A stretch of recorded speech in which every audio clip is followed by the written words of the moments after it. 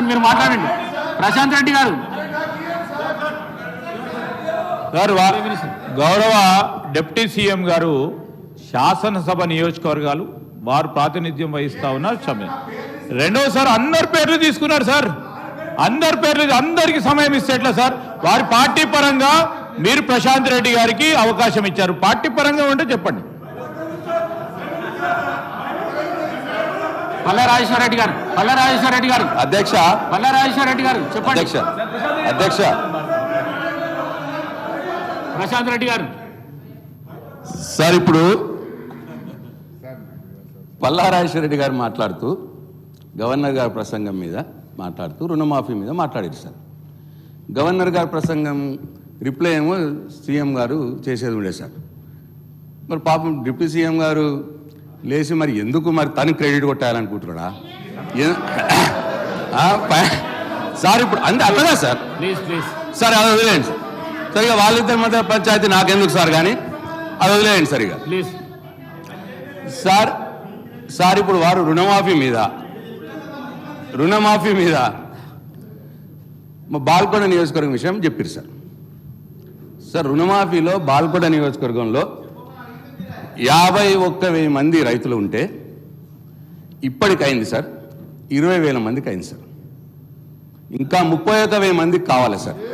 వాళ్ళని check చేసుకోమనండి sir. మళ్ళీ రిప్లైలో చెప్పానండి సార్.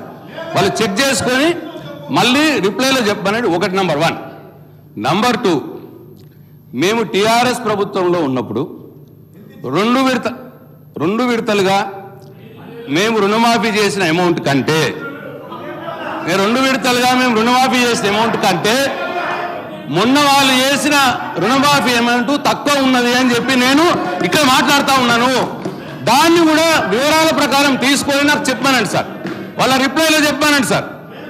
2 విడతలుగా పోయిన ప్రభుత్వంలో 2 విడతలుగా రుణమాఫీ చేస్తే వారు 1 విడతగా అమౌంట్ చెప్పి మొత్తం కావలసుకొని ఏదో చెప్పుకుంటే సభను తప్పుదో పట్టించే ప్రయత్నం చేసిందని నేను మీకు మనవి చేస్తా ఉన్నా సార్. అట్లనే ఇక వేరే స్కీముల గురించి ఏవో చెప్పురి సార్. సార్ వాళ్ళు ఇచ్చినే చెప్తున్నారు.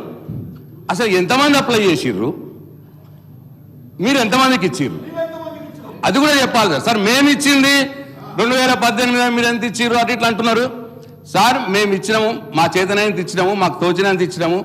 దాంట్లో సంతృప్తి పడ్డోళ్ళు పడ్డరు, బాధపడ్డోళ్ళు బాధపడి ఉండొచ్చు. ఎలక్షన్లు అయిపోయినాయి సార్. మీరు ఎలక్షన్లప్పుడు ఏం చెప్పిండ్రు, ఇప్పుడు ఏం చేసిండ్రు అన్నదే పాయింట్ సార్. రోజు సార్ పొద్దున్నది 15 నెలలు అయింది సార్. 15 నెలలు అయింది, ఇంకా మా మీద ఏడిపోయిందుకు సార్? మీరేం చెప్పిరో చేసి చూపెట్టండి సార్. మీరేం చేసిండ్రు, మీరేం చెప్పిర్రో ఎలక్షన్లప్పుడు అది చేసి చూపెట్టండి. అది పాయింట్ సార్. మా మీద ఏడుపు పాయింట్ కాదు సార్. వద్దుగా చాలు, 15 నెలలు అయింది ఏడబట్టి ఇంకెన్నో ఏడుస్తా సార్ మా మీద. కాబట్టి నేను మళ్ళొకసారి ఫైనాన్స్ మినిస్టర్ గారికి మనం చేస్తా ఉన్నా. నా బాల్కొండ నియోజకవర్గంలో 51,000 సుమారుగా ఉంటే 20,000 మందికే అయింది రుణమాఫీ, 30,000 మందికి కాలేదు.